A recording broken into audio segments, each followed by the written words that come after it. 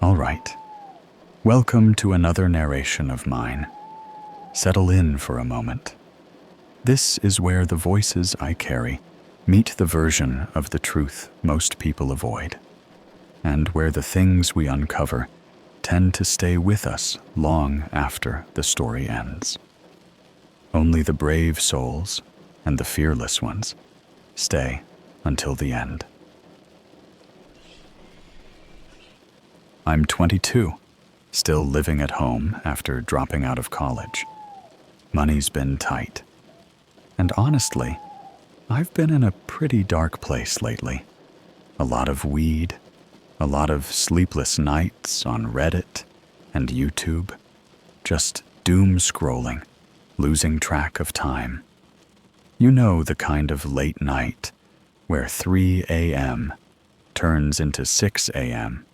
and you're watching videos with 200 views about demon sightings and haunted dolls on the dark web. Anyway, I got really into this one channel where the guy orders cursed boxes and plays with Ouija boards in graveyards. It's all probably fake, but it got me thinking, what if some of it isn't? I found this link in a random Discord server. Don't ask which one.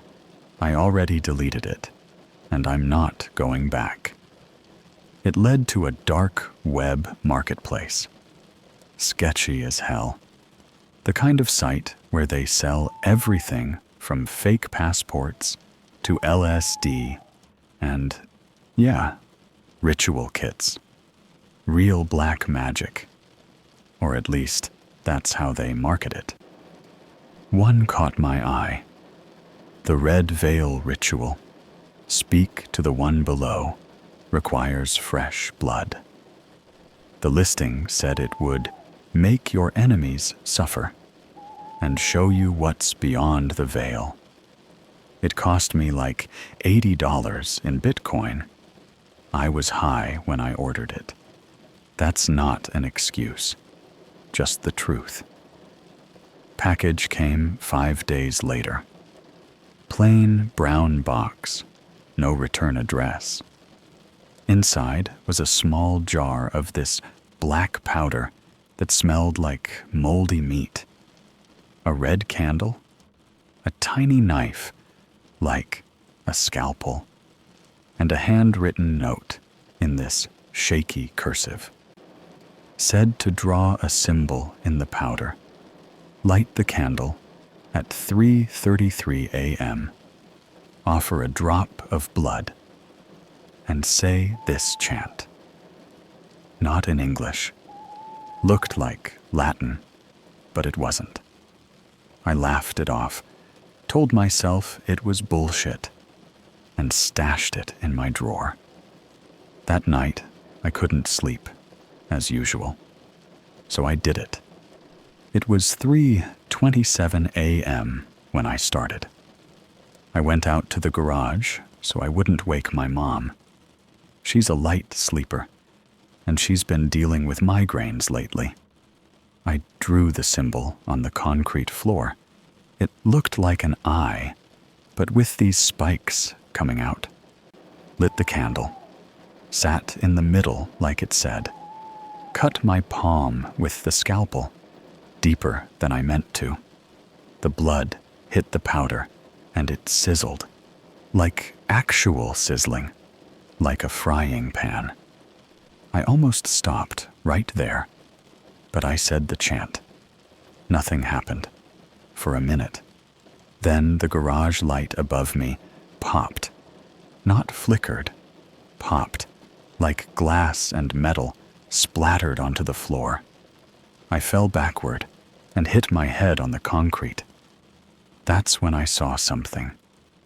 I'm not going to say it was a demon with horns or whatever, but it was something. It didn't show up in full, more like a shape in the shadows, like something was leaning in too close behind me, just out of frame. I felt breath on my neck, and the candle turned blue. Then I passed out. When I woke up, it was 6:40 a.m. Candle burned to the bottom. My palm still bleeding. Powder was gone. Just gone. Like it was never there. I freaked out a bit, cleaned everything up, wrapped my hand, and went inside. My dog, Toby, a big-ass German shepherd, started barking at me like I was a stranger. He actually growled at me, and he never growled. I went to pet him, and he snapped at my hand. Drew blood. I was so confused. I got some gauze, wrapped up both cuts, and went upstairs. My mom was in the kitchen. She looked off, pale, sweaty. She said she had the worst migraine she's ever had, and she felt sick. I thought maybe it was just stress. I didn't say anything. By nightfall, she was vomiting. Violent, retching, blood in the bile kind of vomiting. I took her to the ER, and they ran tests, told me she had some kind of poisoning. They couldn't figure out the source. No signs of food poisoning, no bacteria. They ran toxicology and said something in her blood resembled high levels of rat poison. But we don't have rat poison in the house. She got admitted for overnight observation. That's when shit really started. I went home, tried to chill, tried to convince myself none of this was related to the ritual, that it was just coincidence. That night, Toby wouldn't stop barking. He kept pacing around my room, growling at the closet. At one point, he even pissed on the floor. I was pissed, yelled at him. He just stared at me like he didn't recognize me anymore. That hurt. He slept in my bed every night since he was a puppy. I passed out around 2 a.m. At 4:10, I woke up to this wet, squelching noise, like something chewing, or I don't know. I turned on my light. Toby was lying on the floor by the door. His body twisted like something dropped him from the ceiling. His mouth open, foam and blood leaking out. And next to him, swear to God, was a trail of black powder, the same kind I used in the ritual. But I didn't bring it back into the house. There was a smear of it leading to my bed. I don't remember screaming, but my throat hurt later, so I guess I did. I ran out, barefoot, into the street like a maniac. Neighbors saw me, and someone called the cops. They came, checked inside, didn't find the powder, just the dog's body. They called it a seizure. I knew better. After that, it got worse. My fingers, where the scalpel had cut, they started to blacken. Just the tips at first, like frostbite. They ached constantly. I went to urgent care, and they couldn't explain it. They gave me antibiotics. Didn't help. The flesh started peeling back on the tip of my index finger, like something was chewing from the inside out. My mom's still in the hospital as I write this. Doctors can't stop the bleeding in her stomach. They keep pumping her full of fluids. She called me yesterday, whispered that she saw something watching her from the ceiling when the lights go out. She said it keeps getting closer. I told her it was the drugs. I told her to sleep. I'm not sleeping. I don't even try. I can't stop seeing it. Every shadow, every corner, it's there, watching, waiting, breathing behind my ear. I started coughing this morning. Something thick and dark came up. I looked closer. It was a tooth, not mine. I didn't sleep after that tooth incident.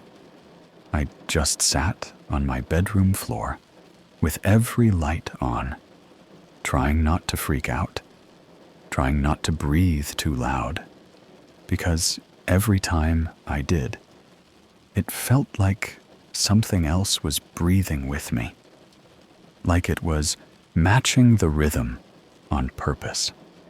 The urgent care doctor called me around noon, wanting me to come back in for another check on my fingers. I lied and said I couldn't make it. I didn't tell him that the black color had spread past the tips overnight. Not rotting, not bleeding, just darkening. Like ink was seeping under my skin 1 millimeter at a time. And it pulsed sometimes. That part freaked me out the most. I'd be sitting still, and suddenly it would throb like a heartbeat. But not mine. Offbeat. Wrong. I kept scrubbing my hands, trying to wash it off, even though I knew it wasn't dirt. My skin felt thinner every time, almost fragile enough to tear. I stopped touching things because I swear when I put my hand on the fridge handle, the metal dented in under my fingertips. Either it was real, or I'm finally losing it. Honestly, both seem possible at this point.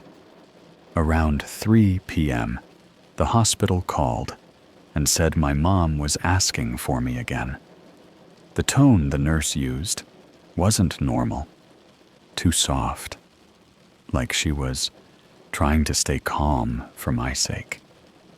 That's when I knew things must have gotten worse. I grabbed my hoodie and bolted out. The second I stepped into the hospital hallway, I felt this pressure in my head, like walking underwater. The air felt wrong, heavy, like it didn't want me there. My mom's room was dim when I got in, curtains drawn, even though it was still daytime. She was awake, but barely. Her eyes kept drifting upward, like she was tracking something that I couldn't see. I asked how she was feeling. Her voice cracked when she whispered, "Did you let it in?" I froze. I didn't know what she meant at first. Then her gaze dropped to my hand, the darkening fingertips. Her whole body tensed, like she wanted to sit up, but couldn't. She said, "Don't touch me. Don't let it touch me." I'd never heard her sound scared like that. Not even when Dad died. My stomach turned. I stepped back instinctively. Then she said something that still won't leave my head. "He watches you through things that shine." I didn't understand it at the time, but walking out of the hospital, I started noticing it. Every window, every glass door, every car mirror I passed. My reflection wasn't right. It lagged. Even in the sunlight, it looked darker than it should. At one point, I swore the reflection's mouth moved, even though mine didn't. I legit sprinted back home like a lunatic. When I got there, I found my front door cracked open. Not smashed, not forced, just open. like someone had walked in calmly and never bothered closing it. The house was quiet, but heavy. You know when a room feels like someone was just in it a minute ago? That's how the whole place felt. I walked through the hallway and saw muddy footprints on the tile.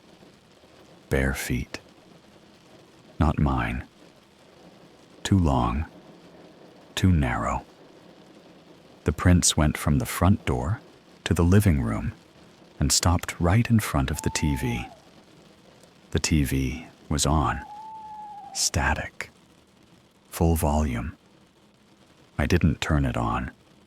When I stepped closer, every hair on my arms shot straight up. I could see something in the static. Not a face exactly, just a shape. Like someone was leaning so close to the other side of the screen that their outline pressed against the noise. The longer I stared, the more the screen seemed to breathe. That's when my phone buzzed. It was a text from a number I didn't know. Stop looking at him.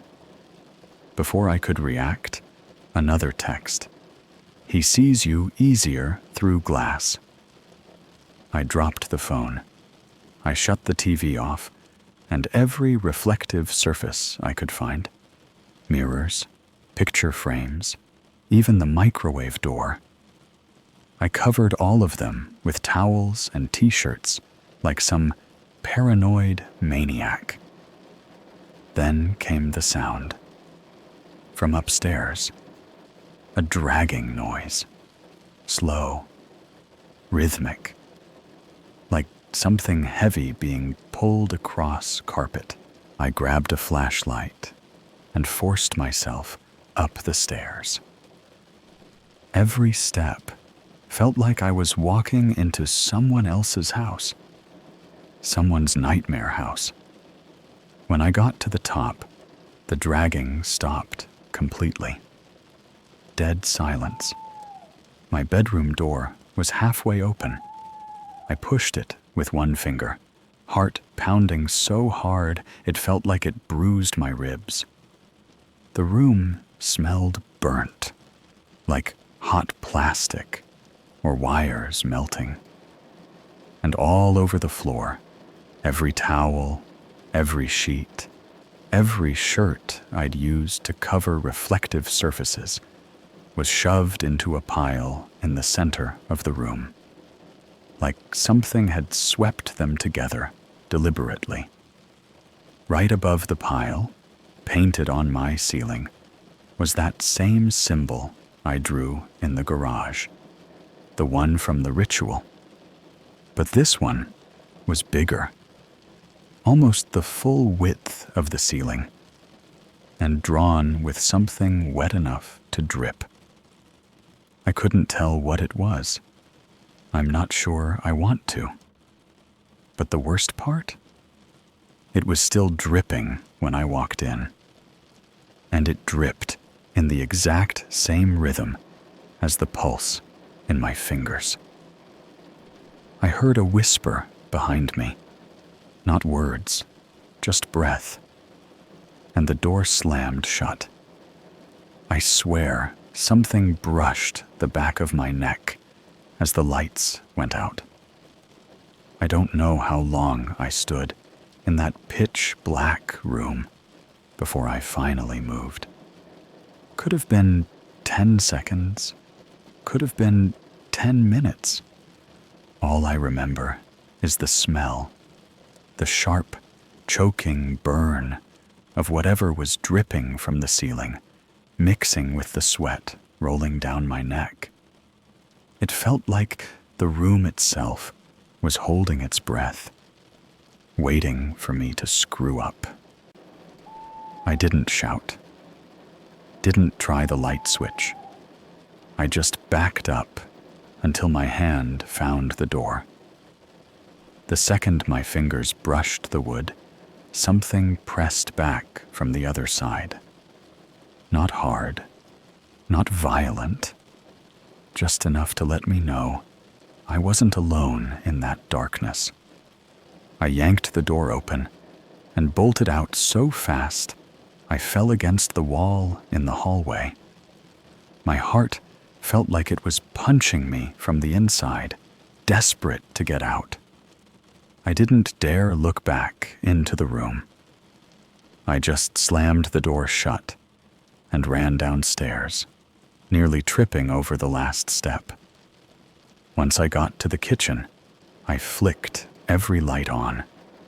Didn't matter how blinding it was. I just needed to see. Needed shadows gone.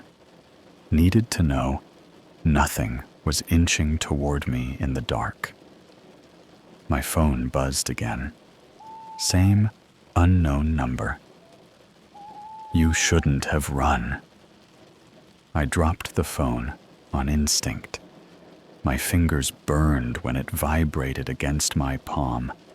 Literally burned, like the buzzing was heating up my skin. When I looked at my hand, the dark blotches had spread again, now creeping past my knuckles in thin veins. I sat on the kitchen floor, trying not to panic. I must have passed out for a few minutes, because the next thing I knew, I heard footsteps outside the kitchen window. Slow, deliberate steps on the gravel walkway. Someone was circling the house. I crawled over and peeked through the blinds, just a little, just enough to see if it was a person or some animal. But when I looked, everything outside the glass was warped, like the world was melting, twisting into itself. Streetlights stretched tall and slender, like they were bending over, trying to peek inside with me. Then something leaned into view. Not a face, not even a figure, just a shape, a silhouette that wasn't shaped like anything human. Long, thin, wrong angles everywhere. And it stood still, completely still, even though the rest of the warped world behind it seemed to ripple like heat waves. I let the blinds snap shut. My heart almost shot out of my throat. I didn't hear the footsteps after that. No breathing, no tapping, just silence that felt heavy, like someone holding their hand over your mouth. I didn't know what to do. Calling the cops wasn't an option. I already looked insane after Toby died. Nobody was going to believe, oh, hey, officer, some melted shadow with too many limbs is stalking me.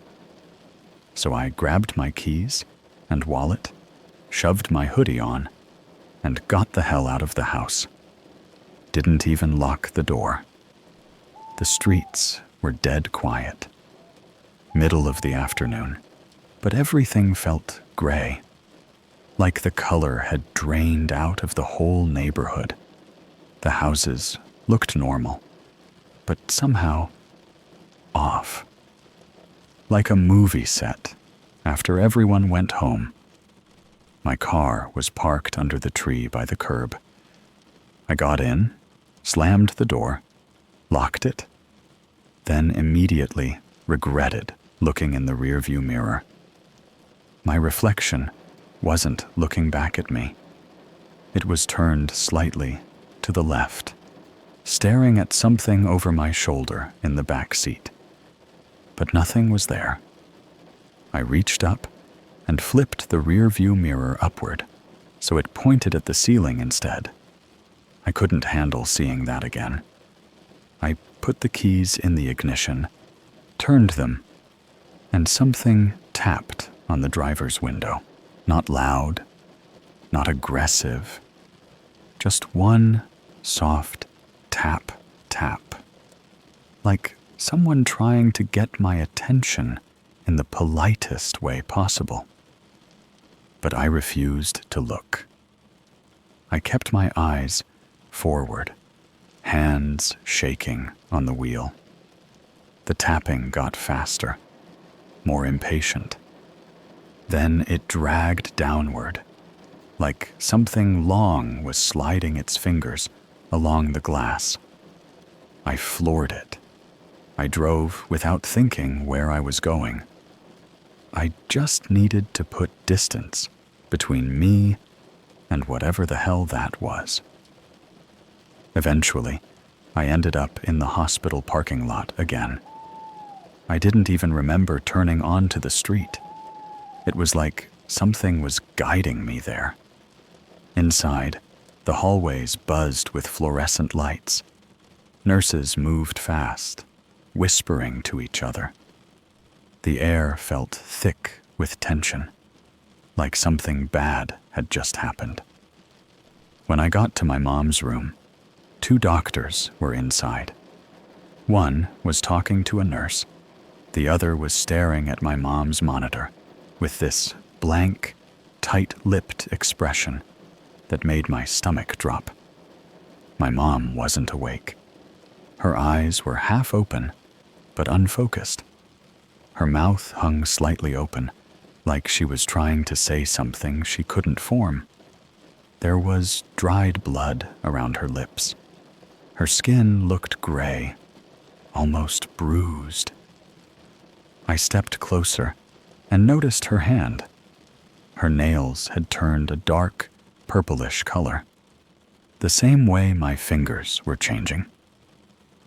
I asked the doctor what was happening.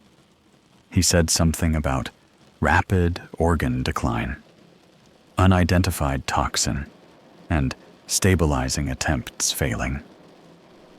It all blurred together. The only thing I remember clearly was when the nurse muttered under her breath, "It's like something is draining her." Those words stuck in my head like needles. When the medical staff stepped out, I sat beside her bed. I didn't know if she could hear me, but I whispered that I was sorry, that I didn't mean for any of this to happen, that I didn't know what I brought into our lives. Her eyes suddenly shifted toward me, not fully, just enough that I knew she saw me. She mouthed a word, just one, not help, not stop, not why. She mouthed, "Run." Then the lights in her room flickered, and for half a second, half a breath, I saw something tall and thin standing in the corner behind her IV stand. I don't remember leaving my mom's hospital room. I just remember the moment I saw that thing behind her IV stand. Tall, narrow, bent at angles no body should be able to bend. And then my brain basically hit the emergency eject button. 1 second, I was in the room. The next, I was stumbling down the hallway like I was drunk, bumping into a cart and almost knocking over a tray of syringes. A nurse shouted something, but her voice sounded muffled and far away, like I had water clogging both ears. All I could think about was my mom's face, those half-open eyes shifting just enough to look at me. The pure terror behind them when she told me to run. My chest felt tight, like my ribs were curling inward. I wanted to go back.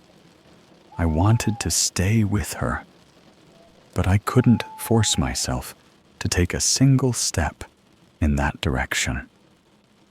Something inside me, maybe survival instinct, maybe something darker, wouldn't let me. I made it outside and collapsed on a bench near the ambulance bay. My fingers were throbbing so hard, I thought I was having a stroke. The black discoloration had spread up to the middle of my hand now, and small cracks were forming along the edges of the darkness. When I flexed my fingers, the cracks widened, and I swear I saw something wet glisten underneath. Not blood, something thicker. I pulled my sleeve down to cover my hand because every time someone walked by, I felt like they could see it. Even if they weren't looking, even if they had their backs turned. I had this awful sense that whatever was spreading under my skin wasn't meant to be looked at by anybody who wasn't already cursed. I decided to go back home, not because I thought it was safer, but because I had no idea where else to go. I felt weird being around other people, like I was contagious, like the thing that crawled out of that ritual was clinging to me like a second shadow. When I got into my car, I didn't check the mirrors.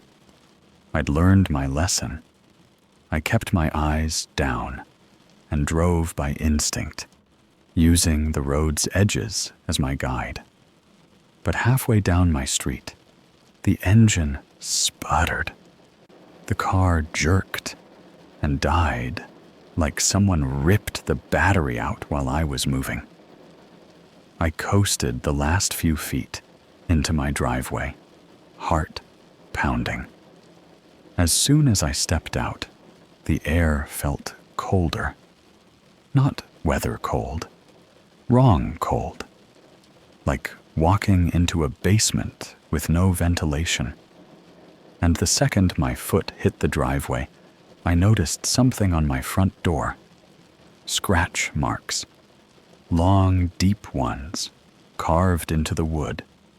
3 vertical slashes, like claws dragging downward. Wood chips scattered on the doorstep. And right above them, smeared across the door in something dark and sticky, were 2 words we see. Not I see. Not he sees. We. Plural. I wanted to puke. My legs felt weak as I pushed the door open.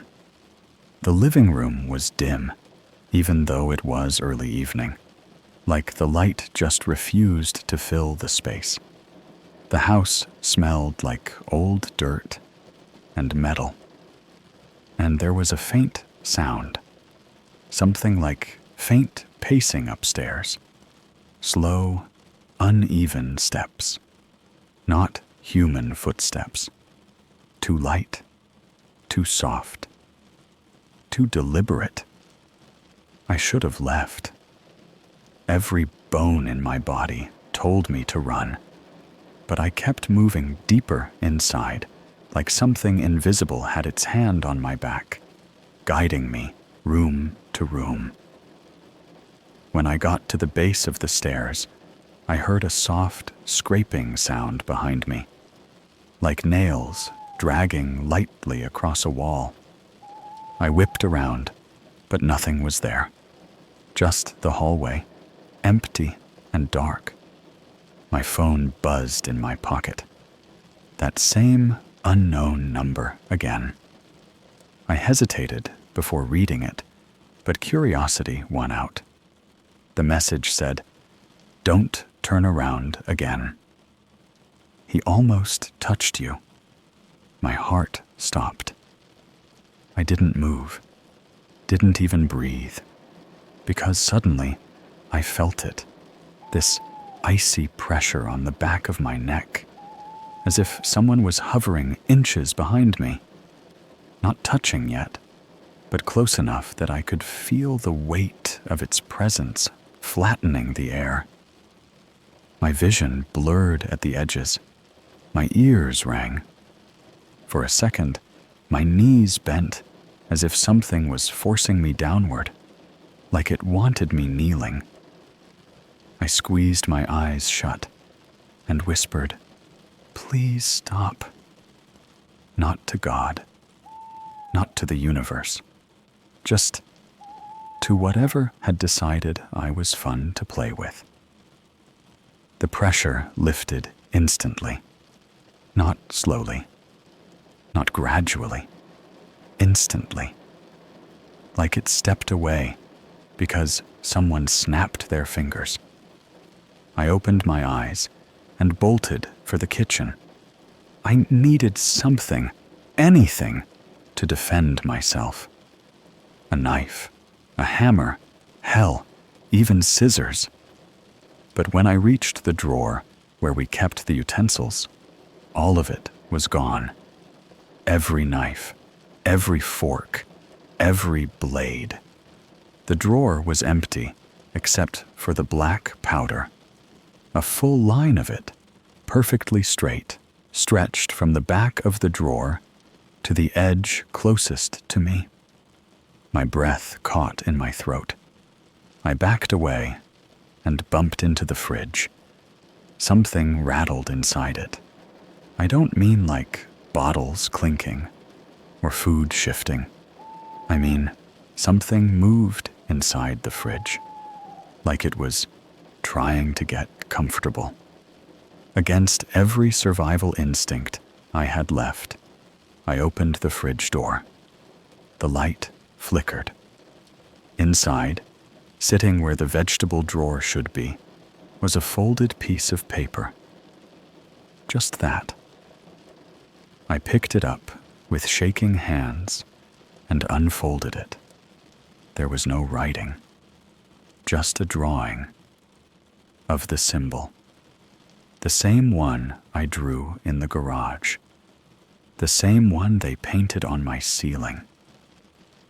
But this time, it wasn't in black powder. It was sketched in something dark and dried. Something brownish red. Something that looked disturbingly like old blood. And underneath the symbol was a perfect tracing of my hand. Except the fingertips in the drawing were missing. Not drawn off, torn off. Like the artist wanted to show me what was coming. The second I realized that, a voice whispered inches from my ear, "Soon." I didn't turn around. I couldn't. The air behind me shifted. Not a breeze, more like something tall leaning over me, blocking out the entire room. And then it touched me. Just one finger. Right on the back of my wrist. Cold enough to numb the bone. When I jerked my arm away, the skin where it touched wasn't skin anymore. It was turning black. Fast. Spreading. Like burning paper. When that thing touched my wrist, the transformation spread so fast, I couldn't even think. It crawled up my arm like a tide of ink sliding under my skin, numbing everything it covered. I stumbled backward so hard I hit the counter and knocked over a stack of plates. They shattered, but the sound felt far away, muted, like my ears were filling with static. I looked at my arm and felt this deep, primal horror that I can't explain. The blackened part wasn't human anymore. It looked stiff, almost glossy, like something made of hardened tar. When I bent my elbow, the skin cracked, and something dark oozed out. Not blood. Something thicker.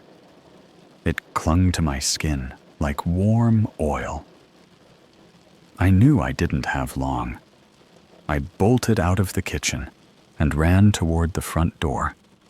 But the moment I reached for the handle, I saw it. Not a shape, Not a reflection.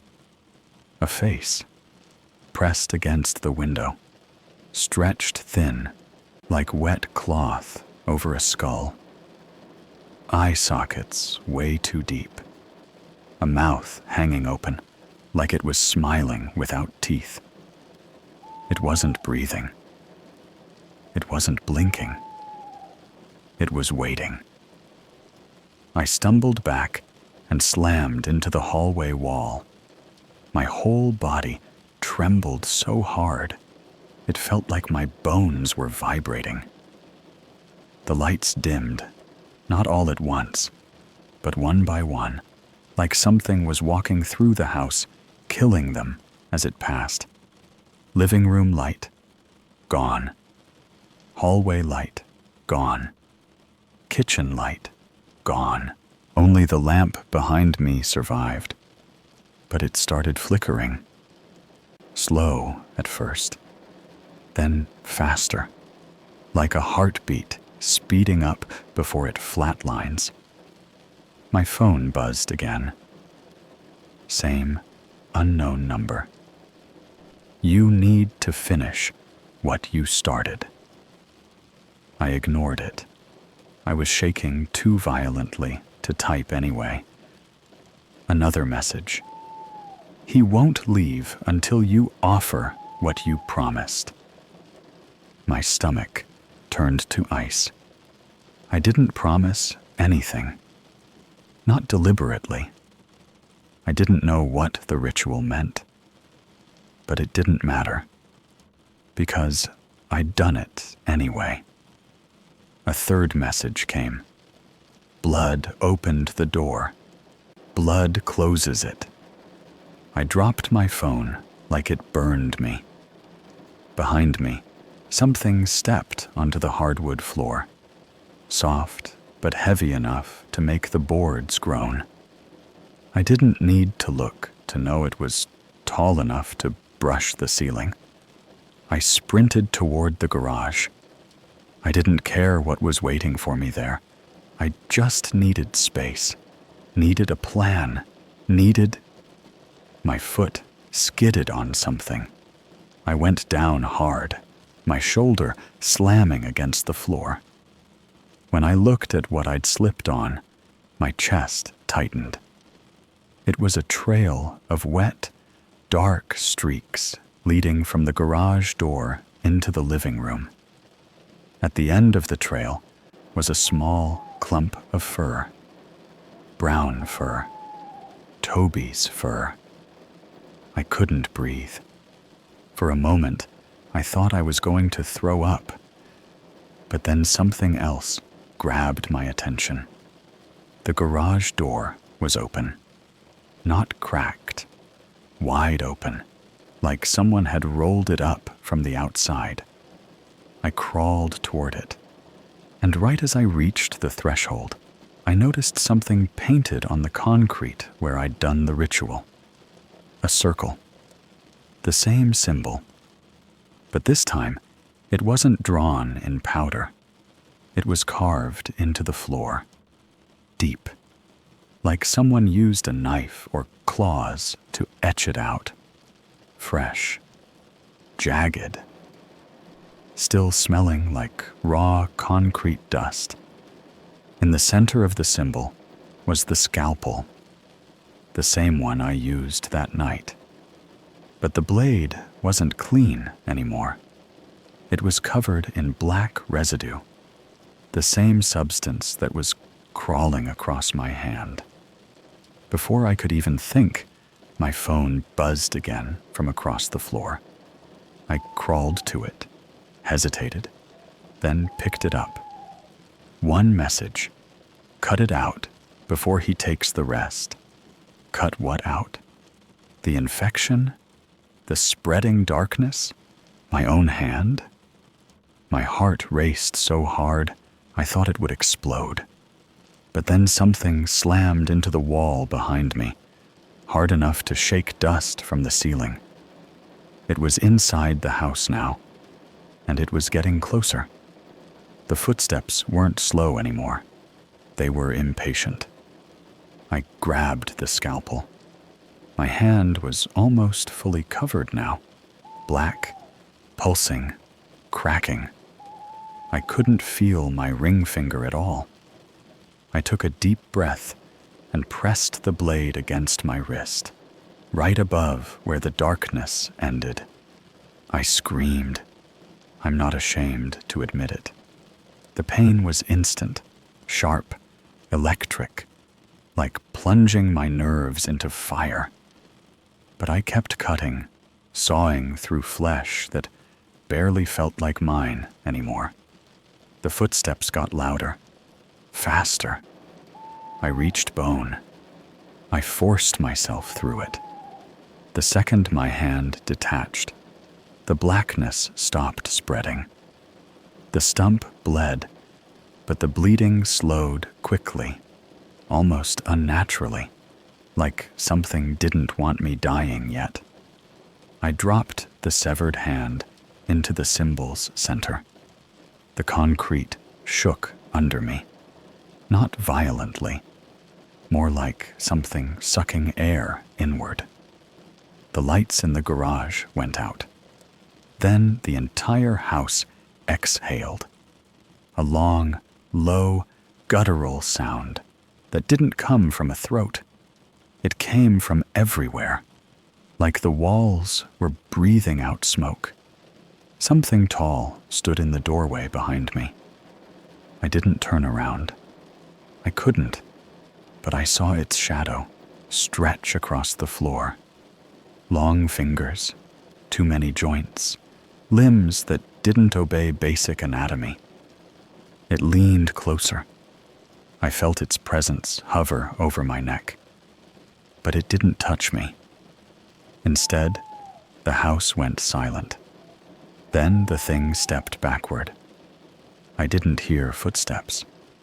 I just knew it had gone, like the air suddenly got lighter. I sat there, shaking, staring at my own severed hand in the symbol. The blackness inside it twitched once, then went still. My phone buzzed one last time. The door is closed. For now. I don't know who sent those messages. I don't know what would have happened if I hadn't listened. I don't know where that thing came from, or if it's truly gone. My mom is still in the hospital. She hasn't gotten better, but she hasn't gotten worse since I cut the infection out of myself. Doctors say her condition stabilized unexpectedly. I haven't gone home since that night. I don't plan to. My missing hand aches sometimes, like phantom pain. But sometimes it doesn't feel like phantom pain at all. Sometimes it feels like something tapping, like fingernails on the inside of my skin. Like something is still trying to get back in. If anyone reads this, if anyone even believes me, please, for the love of everything, don't mess with this stuff. The dark web isn't full of scams. Some things are very real, and they don't go away just because you regret opening the door. This is all I can write. I don't know if posting this will help anyone or make things worse. If the tapping gets louder, I'll delete my account.